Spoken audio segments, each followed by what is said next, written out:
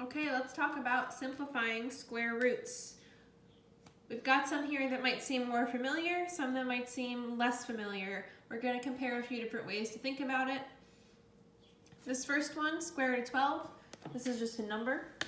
And if you want to think about the list of perfect squares, 1, 4, 9, 16, 25. I get this by doing 1 times 1, 2 times 2, 3 times 3, 4 times 4, 5 times 5, 6 times 6 is 36.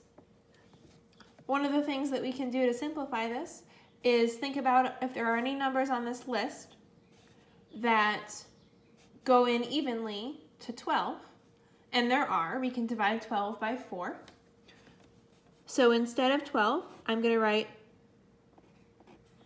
4 times 3.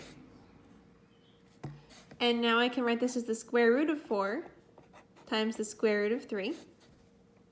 The square root of 4 we know is 2. And then we have the square root of 3.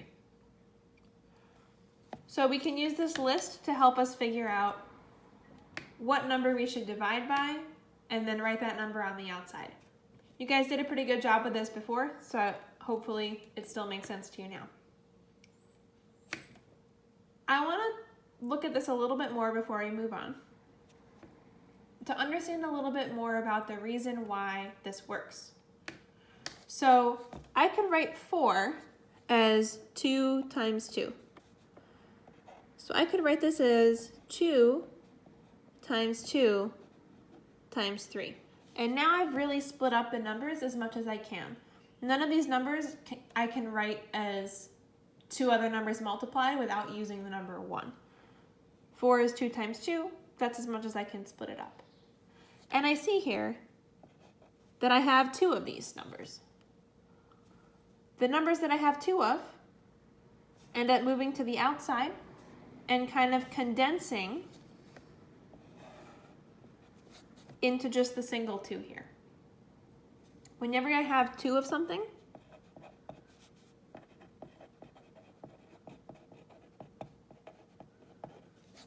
I can move it to the outside. This is why 4 is on the list, because it's 2 times 2.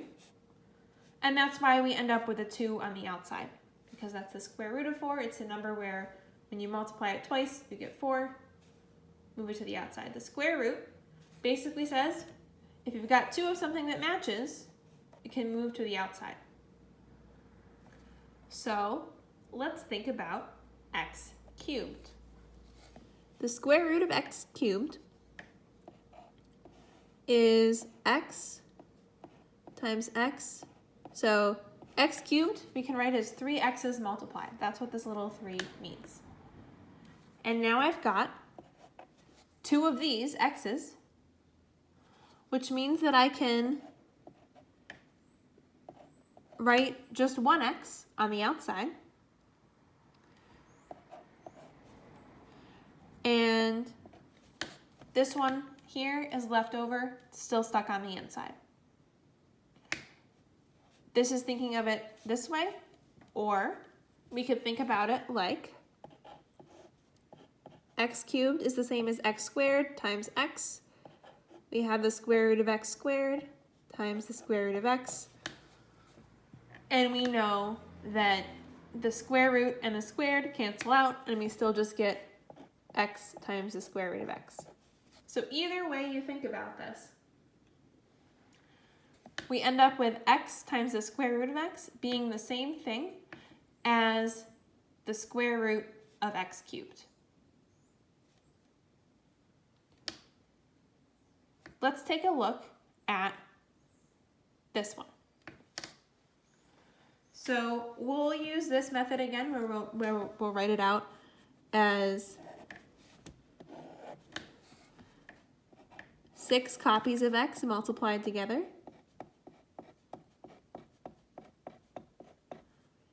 That's what this exponent means. And then I've got a group of 2, another group of 2, and another group of 2. I have 3 matching groups of 2 x's.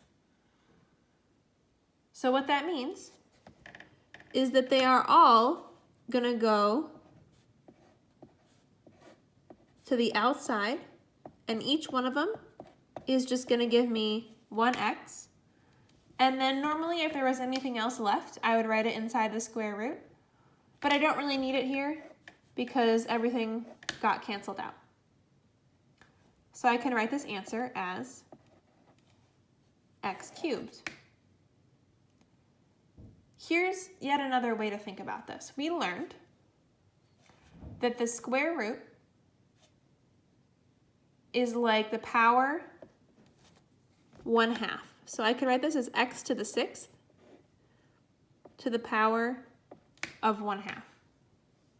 And when we have exponents in two layers like this, we can multiply the layers. X to the power of 6 times 1/2, which is x to the power 6 over 2. 6 divided by 2 is just 3. So thinking of it this way, we also get x cubed as an answer. So now we know 3 ways to think about simplifying square roots. The first way is to look for something that's going to come out evenly that we can divide by, separate out just that part. We're pretty familiar with this. The second way is to write out whatever's on the inside, write out all the little pieces in as many pieces as we can, and then look for groups of 2 that match, and those move to the outside. The third way is to think about the root as a fraction exponent. And it turns out that we get the same answer each way. There's one thing that's important to keep in mind about this, and that is that we need to be confident that everything here is positive. So all of these rules are assuming our variables are positive. And if you were to get a Regents type question on this, they probably would tell you that the variables are positive so that you can use all these different methods. Okay. Let's look at one more. Square root of 8x to the 5th. So I can write 8. 8 is 4 times 2, or it's 2 times 2 times 2. And x to the 5th is 5 x's multiplied together. This is how I can split up 8x to the 5th in as many pieces as I can. And now I'm going to look for groups of 2 to write on the outside. I've got this one. These two 2's together are going to give me a 2. These two x's together are going to give me an x. These two x's together are going to give me an x. And then on the inside, I have a 2 left over, and I have an x left over. And now I'll just simplify this a little bit. These two x's turn into x squared. So I can write this as 2x squared times the square root of 2x. This is the simplest radical form of this problem. If you wanted to, we could also use the fraction exponent rules to get to the same answer here. I don't know if I'll do all the steps, but I'll show you how that would start. We could do 8x to the 5th to the 1/2 power.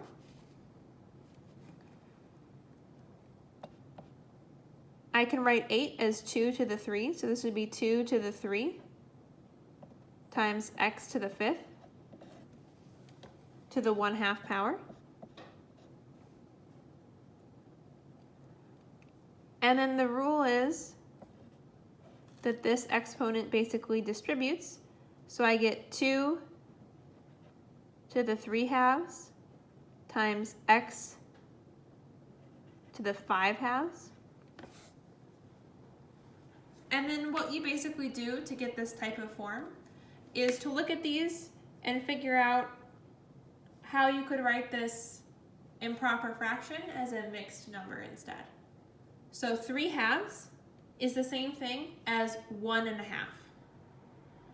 And 5/2 is the same thing as 2/2.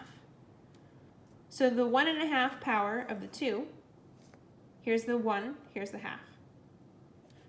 The 5/2 power of the x is 2/2, here's the 2, here's the half. Either way you want to think of it is okay. This way might be a little easier to start out with, at least until you're more comfortable. Okay, let's do some more. 32x to the 9th. 32 is 2 to the 5th.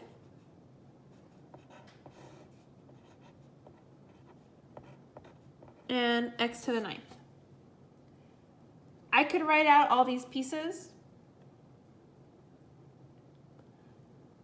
but I can also just think about if I'm trying to write out all 5 2's, I'm going to have 2 whole groups plus 1 that doesn't have a match. And then if I write out all 9 x's, I'm going to have 4 groups and 1 that doesn't have a match, because this divided by 2 is 2.5. 9 divided by 2 is 4.5.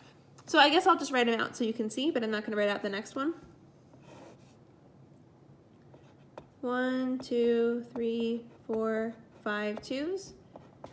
9 x's. Almost there. Okay. So I've got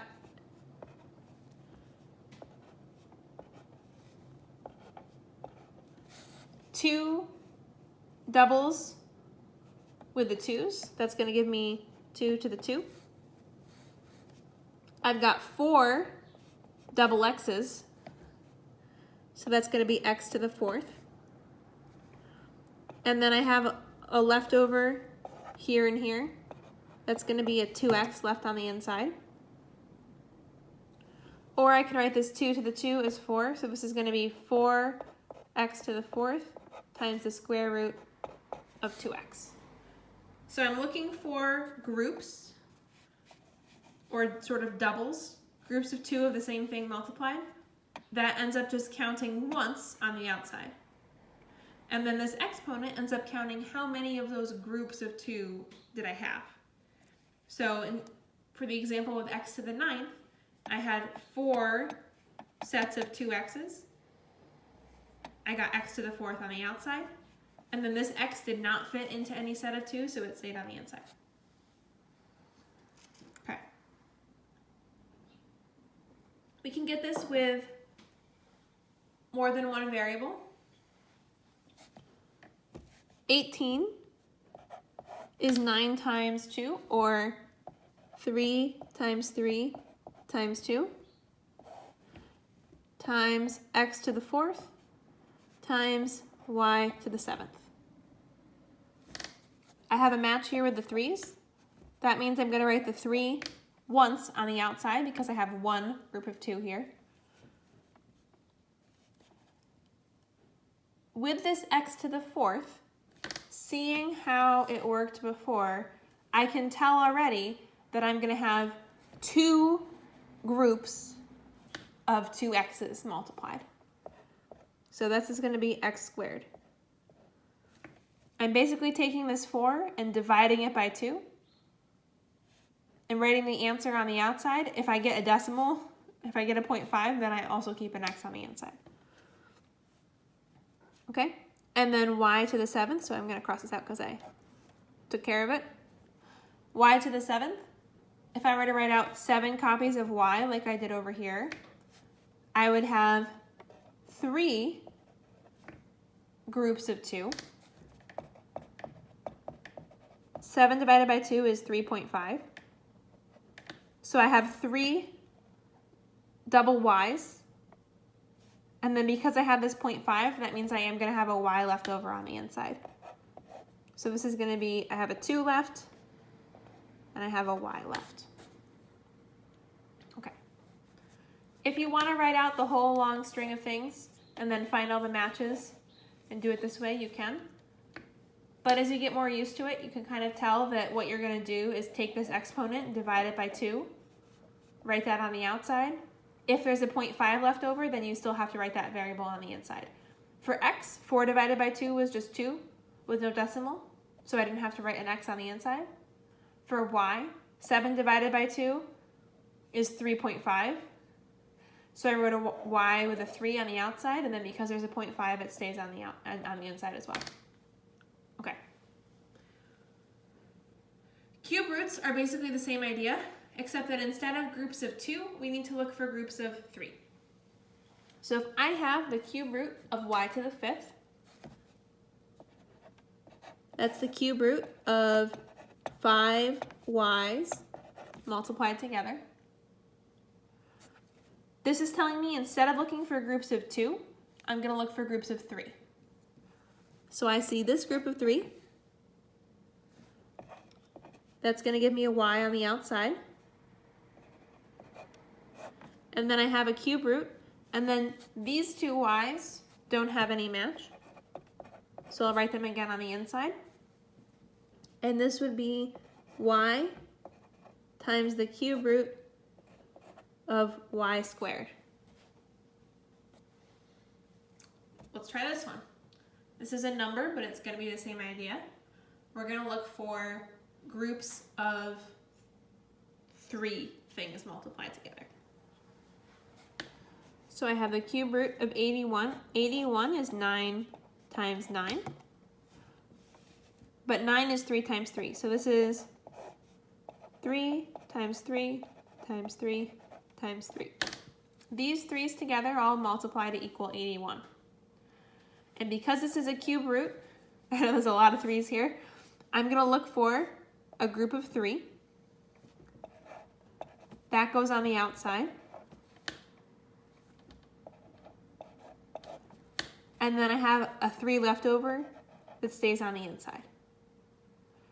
So unlike with a square root, where once you've taken all the groups, you either have nothing left on the inside or just one copy, because we're looking for sets of 3, you can have either none left over after you're done making your sets of 3, you could have 2 left over, or you could have 1 left over. Let's see this one. Cube root of x cubed y to the 7th. So x cubed is x times x times x. I could write out 7 y's. 1, 2, 3, 4, 5, 6, 7. I can see I have one group of 3 here with the x's. I've got 2 groups of 3 with the y's. That's going to give me a y squared. And then left over inside, I took care of all the x's. They all had groups. With the y's, I had 1 y left over. So this is the answer. Okay. We can try it with a combination of numbers and variables. Let's try to split up 24 into as many pieces as we can. Think about 24. It's 12 times 2. That's a good start. 12 is 4 times 3. Or we already saw 12 is 2 times 2 times 3. So 24 is 2 times 2 times 2 times 3. Z to the 10th. I could write out all 10 z's. I don't really have room here. I'm going to write a z cubed, a z cubed. Let's see, that's 6 so far. Another one, and just a z. So here I've kind of written, instead of writing out all 10 z's in a row, I've written them in terms of their groups of 3. So this is z times z times z. This is z times z times z. This is z times z times z. So altogether I have 3, 6, 9, 10 z's all multiplied together. This 2 can go to the outside.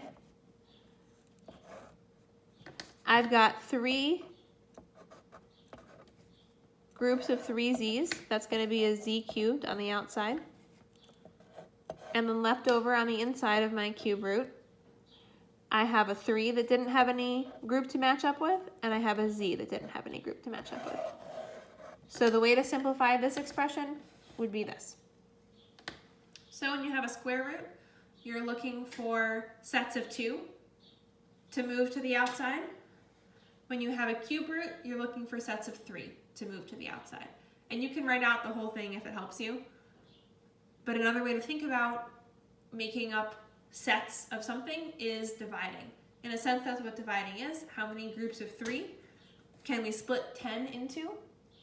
We can split 10 into 3 groups of 3, but then we're going to have 1 left over.